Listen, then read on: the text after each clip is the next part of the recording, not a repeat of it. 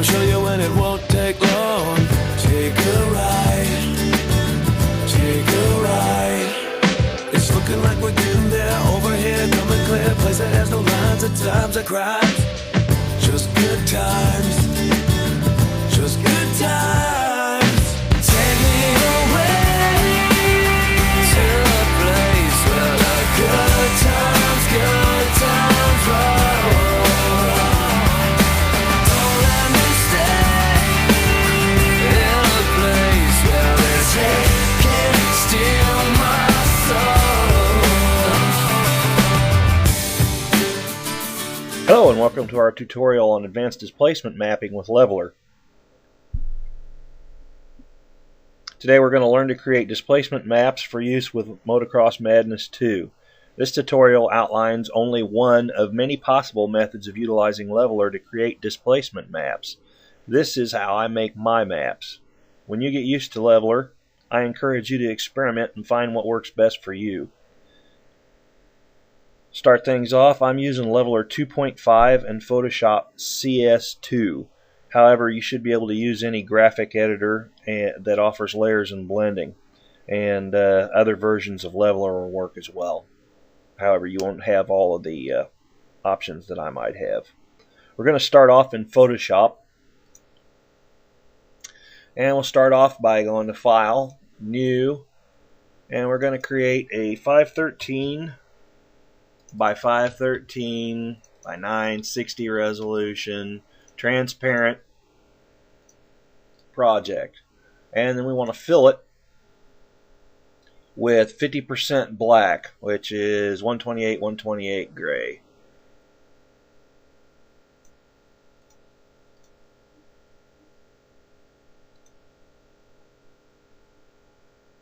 That is, if Photoshop will work.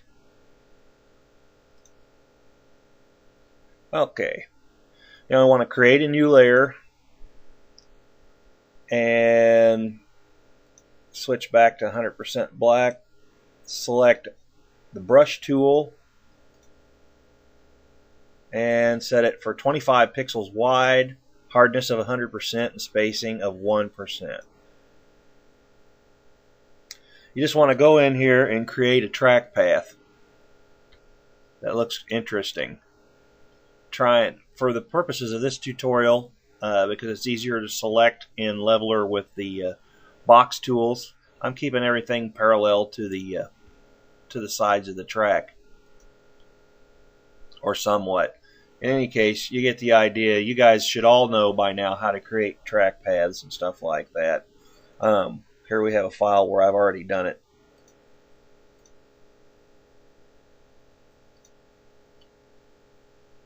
That'll work pretty much for our purposes. We're creating the track path in black. You select the blend mode to multiply. Set the opacity to say 50%. It really doesn't matter. You just want a difference between the brighter and darker colors. By the time you import it into Leveller, you'll be able to tell it exactly how tall you want the difference to be. You've only got two colors here, so you don't have anything to worry about. Now we're going to apply a Gaussian blur of 1.8. Already got it typed in there.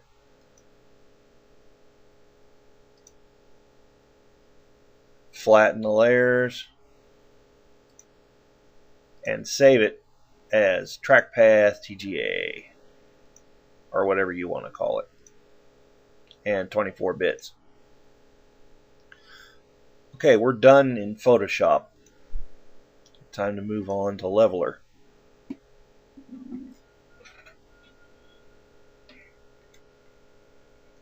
Okay, since Leveller opens a project every time you start it, you can move on and resize the current project. Press and hold Shift and S to bring up the resize height field pop-up, and type in 513, 513.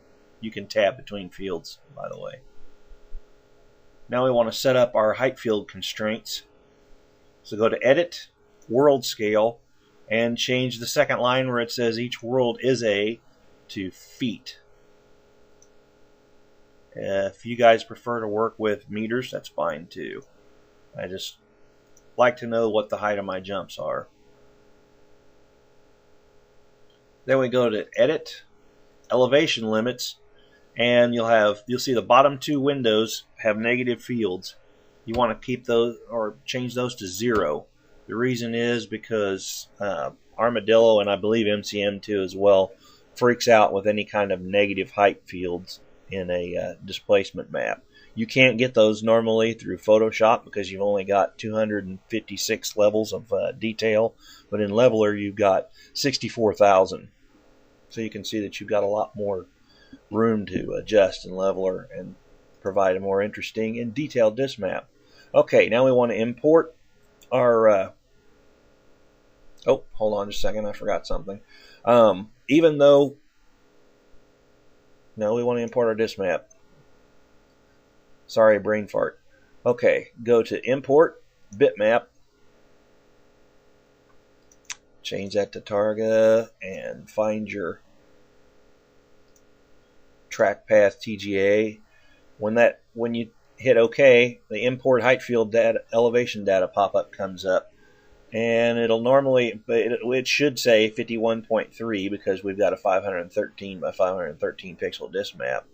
What this wants to do is set the minimum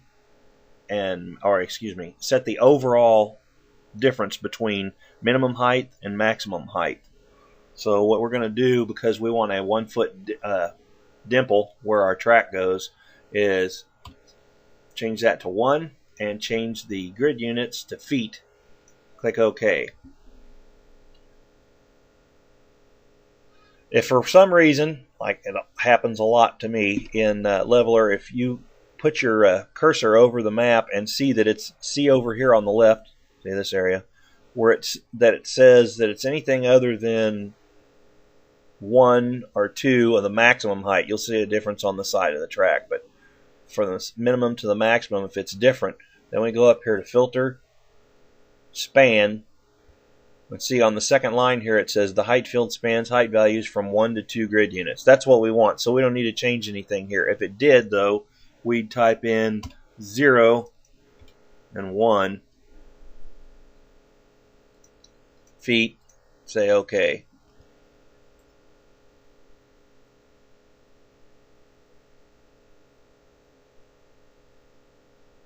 In any case, it's better to start off at 0 for your or as close to 0 as possible for your base elevation, because when you make a perimeter map, it'll be easier to make it tile. Okay.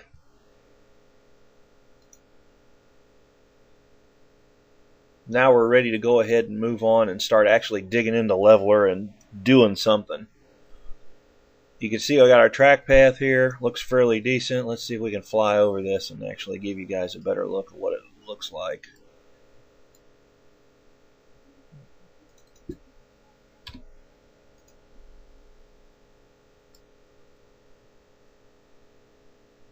See the dimple for the track path there in front of us.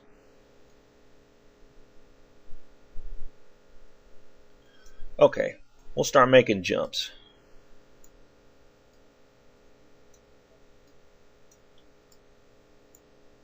To move this camera around, if you right click with your mouse, you can move and pan around in a circle. And if you move it in towards the camera, it pans down. And if you move it out, it pans up. It'll never pan up more than straight out. And you left click to move it around on the map, the whole thing.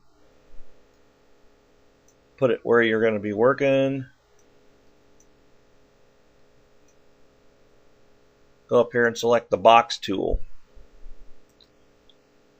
And select an area around the entire lane. The whole lane. Now what we're going to do is create some jumps using there's lots of tools available in Leveller, and I encourage you to experiment with all of them. I just use a few of them because it works best for me. The ramp tool, in my estimation, is the best way to make tracks in Leveller. Lots of guys use the raise tools or use the select tool and select a small area and use the elevation filter. If you go to filters, you go to elevate, you can elevate a whole area, a whole selection, any number of feet that you want. The reason we set it up the way we did is because I want to type in and say I want a 6-foot kicker. Well, I type in 6 and there's my feet, 6 feet. A lot easier than trying to figure out percentages and stuff like that in Photoshop, in my opinion. But here we go. I'll show you how we do a couple of these. Okay, we select the ramp tool. That's the little angled looking ramp kind of thing over there on the bottom right. And you'll see that you got linear or radial. You want linear. You got sharp, smooth, convex, or concave. Concave makes it look exactly like you guys that use the curve tool in Photoshop. So that's what we're going to start with, and we want to click add because we want it to add to the surface. Up here you'll see we got the elevations. We want the starting elevation always to be 0 and the ending elevation to be where we want our jump to end up at. So say we want a 6-foot kicker. Change this to feet. We got our set it concave. Now we come down here and drag out our lip. You can see that it breaks the line up to tell you when it's straight or not.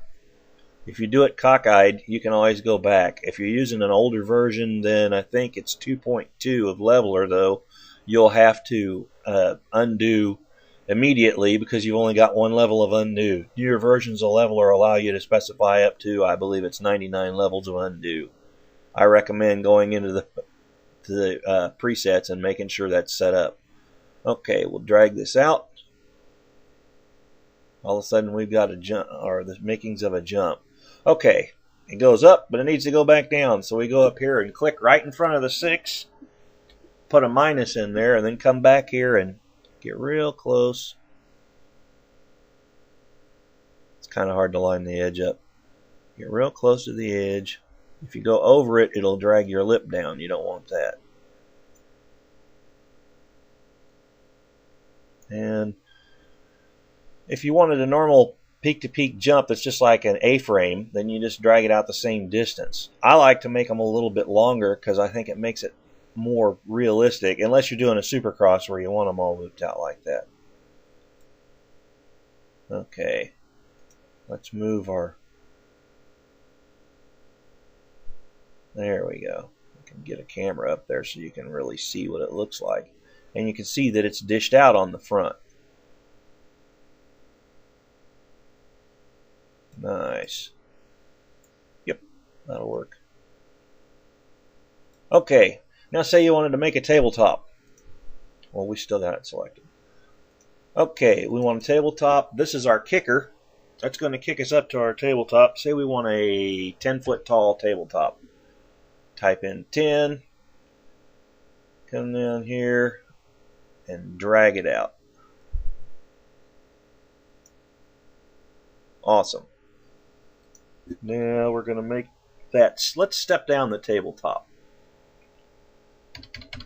So we're going to put in -5. Come down here where we're going to step it down, drag it out, and let's drag it out again. There we go. You always want to make sure you go back down to the original height you started out with. We can add hills later, or we can add them right now. It doesn't really matter. But I'll show you how to lay out this whole lane first. Let's see.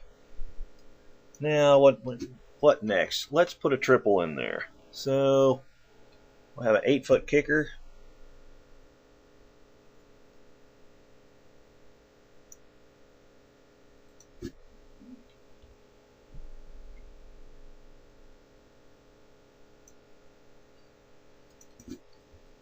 Let's have a 7-foot middle jump.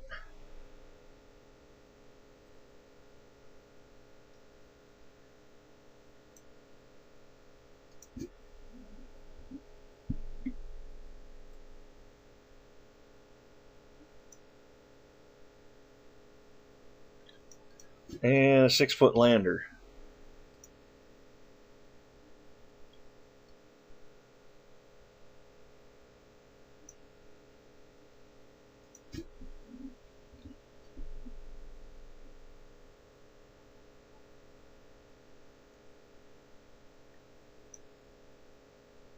Okay, well, let's go down and look at what we just did.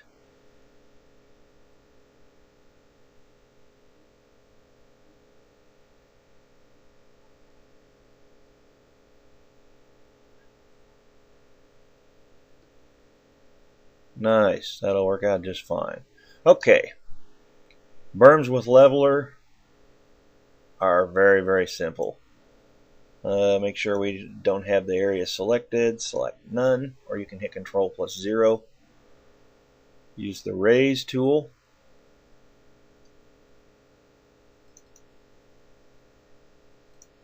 Doesn't do you a whole lot of good to switch to feet in here because it never winds up equal in feet. I think it's a coding error in leveler.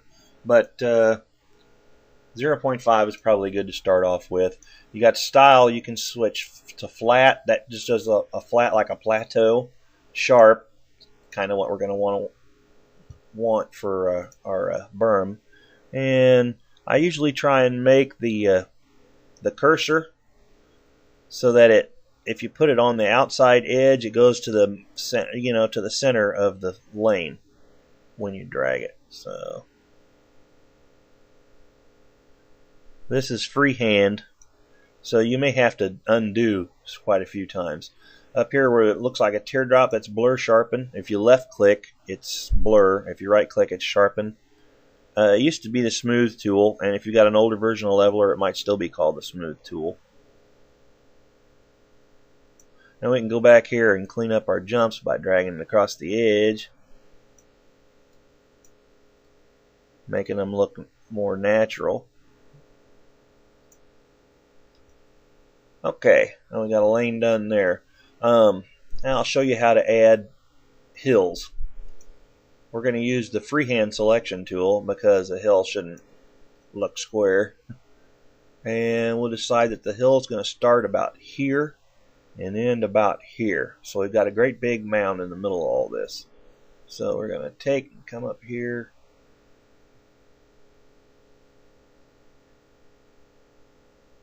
Draw this out.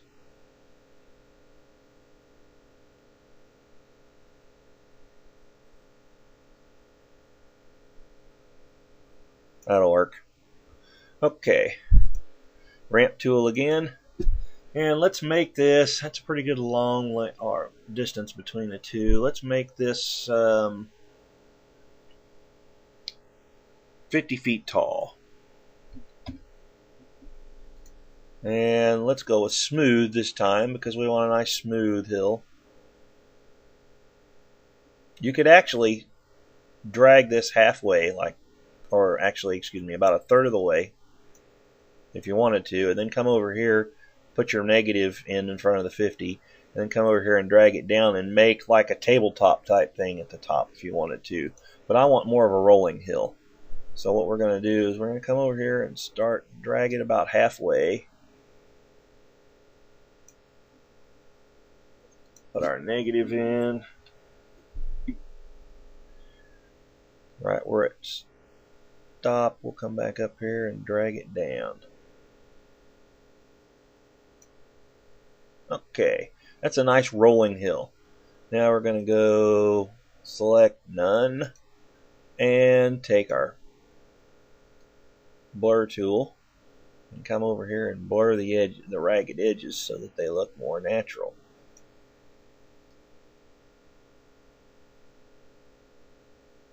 Something that just came in Leveler 2.5 is that we now have a smudge tool, and you can set the strength similarly to the way it works in Photoshop, and it also has the finger paint radio button. I don't choose to use it that way because it looks terrible, in my opinion, on the disc map. We'll set the strength to 50, and the brush size to 15. And you just drag it out. Yeah, that's a little bit strong. Let's go with 25 for the strength. Yeah, that looks more natural.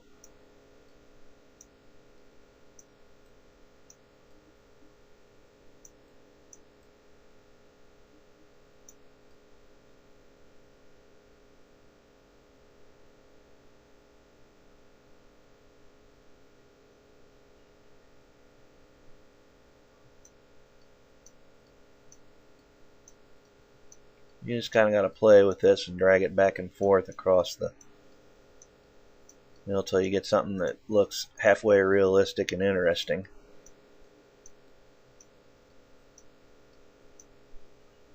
And if you drag from the bottom to the top up there, you'll get like ruts, washouts, or whatever going up the hill. If it looks bad, just go back and undo it.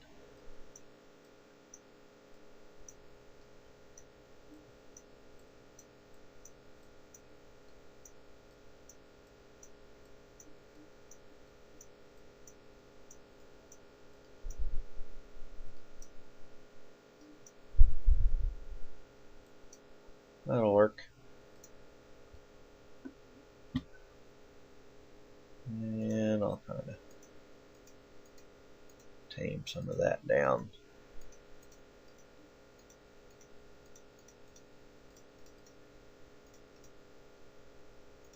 Okay. Anyway, you get the idea. Now, say we want to go back in here and provide some elevation in this area. We'll go back and select this area with the freehand select tool, and say this whole area just goes up. Let's raise it 20 feet, and we'll use the smooth tool. Just come through here.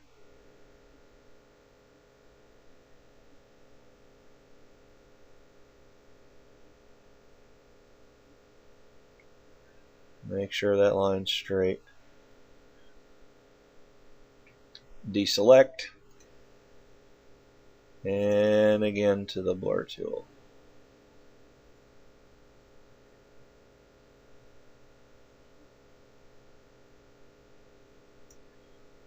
And the smudge tool.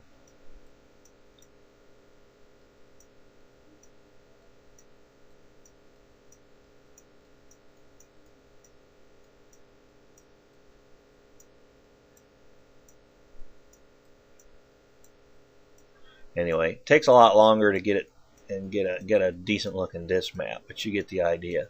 One other thing you can do is go up here and grab the raise and lower tools and set them, say 0.25 and round, and just go along and click in a bunch of different places.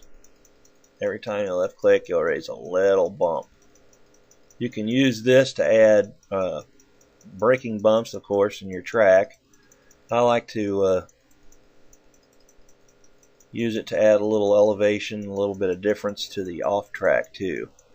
Mostly because I'm using Terrigen, it makes it look more realistic to have the terrain have some bumps in it, because it makes Terrigen vary the way it covers them.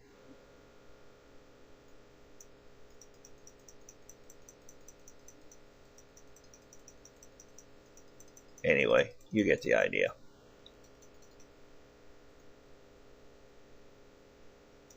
Okay, so we've learned how to make jumps. We've learned how to make hills. We've learned how to make ruts. We've learned how to erode the terrain and make it look semi-realistic. That concludes this tutorial on advanced displacement mapping with Leveller. Take me away.